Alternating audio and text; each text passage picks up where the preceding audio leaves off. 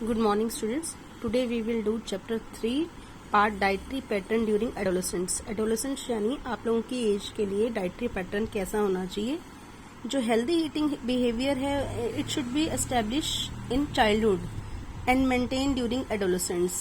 जो भी हम खाते हैं या जो हमारे टेस्ट डेवलप होते हैं हमें चाइल्डहुड में ही हमें डेवलप हो जाते हैं और हम उसे इम्प्रूव कर सकते हैं in adolescent age. Some are the factors जो revealed by research on nutritional intake of adolescents कि many adolescents receive a higher proportion of energy from fats. जबकि एनर्जी हमें कहाँ से लेनी है, कार्बोहाइड्रेट से लेनी है, but we are taking so much fat, added sugar, sodium, मतलब नमक वाले फूड, जितने भी हमारे स्पाइसी फूड्स हैं, लोअर, बट इनमें क्या है, lower intake of vitamin A, folic acid, fibre, iron, calcium या विटामिन डी, जितने भी मतलब कि हमारे मिनरल्स हैं वो बहुत ही लोअर क्वांटिटी में हम इनटेक कर पाते हैं, जिनसे हमारी मेनली होने वाली डिजीज जो है हमारी ओबेसिटी है, लीवर का बढ़ना है, इवन तक कि माल न्यूट्रिशन भी है क्योंकि हमें बैलेंस डाइट नहीं ले पा रहे हैं. Okay, the low intake of iron and calcium among adolescent girls is a particular concern. क्या है, इनटेक ऑफ आयरन बहुत लो है, तो मोस्टली जो गर्ल्स में आयरन डेफिशिएंसी रहती है due to menstrual cycle and due to low intake of iron. तो उससे क्या होगा, हीमोग्लोबिन की कमी हो जाएगी, तो वर्किंग जो हमारा स्पीड है वो भी कम हो जाएगी, हम लेथार्जिक हो जाएंगे, काम करने का मन नहीं करेगा. और लैक ऑफ कैल्शियम से क्या होगा कि जो हमारी बोन्स हैं वो उनकी स्ट्रेंथन जो है, कैल्शियम जो उसको स्ट्रेंथ करता है वो डिटोरेट हो जाएगा. और इनएडिक्वेट अगर कैल्शियम है तो विटामिन डी जो है वो भी डिक्रीज हो जाएगा और बोन की डेंसिटी भी कम हो जाएगी और हम लोग जो हमारी बोन्स हैं वो वीक हो जाएगी. तो कुछ ईटिंग हैबिट्स हैं एडोलेसेंट्स के अंदर, अगर हम अच्छे से गुड तरीके से उसको डेवलप करते हैं या अडॉप्ट करते हैं तो इन चीज़ों से बचा जा सकता है. मोस्टली जो एडोलेसेंट्स हैं they prefer energy rich food, high energy rich food, जैसे पिज्जा हो गया, बर्गर हो गया, आप इस पिक में भी देख पा रहे हैं. तो मोस्ट ऑफ द हम लोग क्या करते हैं एज एडोलेसेंट्स कि ये चीजें खाना ज्यादा पसंद करते हैं. रोल्स हो गए, पेस्ट्रीज हो गई, कुकीज हो गई, कोल्ड ड्रिंक्स हो गए, जितने भी. However they should consume more amount of fresh fruits. इनकी जगह हम अच्छे वेजिटेबल सूप्स हो गए, जैसे फ्रेश फ्रूट्स के जूसेस हो गए, इसको हम अपने फूड में ऐड कर सकते हैं.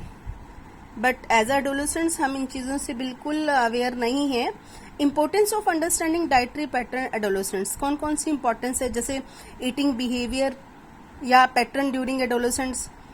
क्या करते हैं एडोलेसेंट्स, स्किपिंग मील. मेनली तो ये प्रॉब्लम रहती है कि मील को ही स्किप कर देते हैं, अभी ये नहीं खाना, अभी वो नहीं खाना, यानी कि कभी लंच स्किप हो गया, कभी ब्रेकफास्ट स्किप हो गया. इससे भी इम्बैलेंस्ड जो हमारा न्यूट्रिशन लेवल रहता है, ऐसा नहीं करना चाहिए. नेग्लेक्टिंग ब्रेकफास्ट, इसी में मैंने बताया कि जैसे आपने ब्रेकफास्ट नहीं किया एक दिन क्योंकि टाइम ही नहीं है, स्कूल भागना है, अब तो स्कूल नहीं है तो लेट उठना है तो लंच के टाइम में उठना है. तो इससे क्या होगा, जो डाइटिंग टू लॉस वेट, ये क्या चाहते हैं कि हम लोग डाइटिंग करें या कम से कम खाएं, अपने आप को मेंटेन खाएं, और जब हम खाएं तो हम बर्गर, पिज्जा और ये सब चीजें खाएं. But it is a not healthy way to eat that type of food.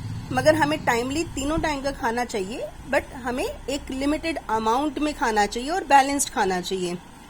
तो इरेगुलर जो स्किपिंग मील है उससे बल्कि हमारा मेटाबॉलिक रेट इफेक्ट हो रहा है, स्लो डाउन हो रहा है.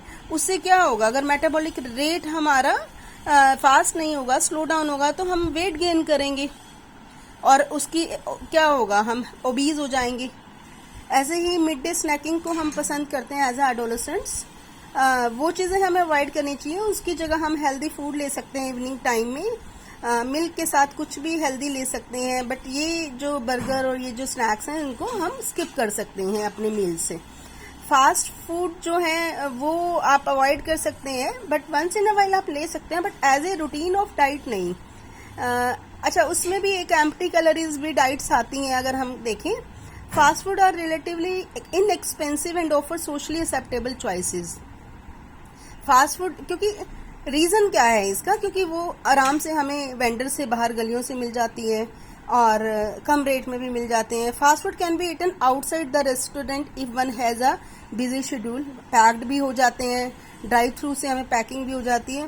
तो इन सभी चीज़ों से जो टीन्स हैं या यानी कि जो आप लोग हैं, it is a fashionable terms बन गई हैं कि हमें बाहर से लेके ही खाना है, मील को परचेज करके खाना है, चलो बाहर से अपना पैक कराया और काम खत्म।